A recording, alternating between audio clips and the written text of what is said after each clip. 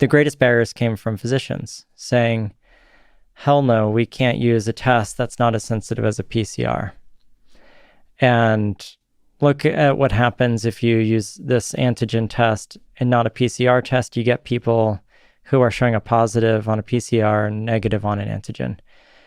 And they just assume that that was a false negative on the antigen. For public health, I would call it a false positive on the PCR test. But this type of thinking literally does not exist in medicine. And I think the biggest problem here is that we placed physicians in decision-making power. We have, when this pandemic hit, everyone called up clinical laboratory folks and microbiologists and physicians to ask, well, what kind of test should we use, that kind of thing.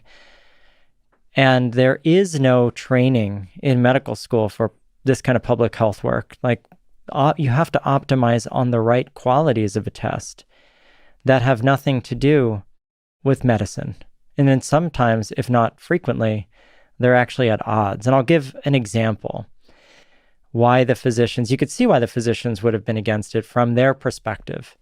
And they say, if a physician is a TSA agent at the airport, a TSA agent, their role at any given time, and the role that they think that the instruments need to play is, I want you to scan the bag as well as possible. This is the only bag that I'm interested in at the moment. Mm-hmm. And this is my lane.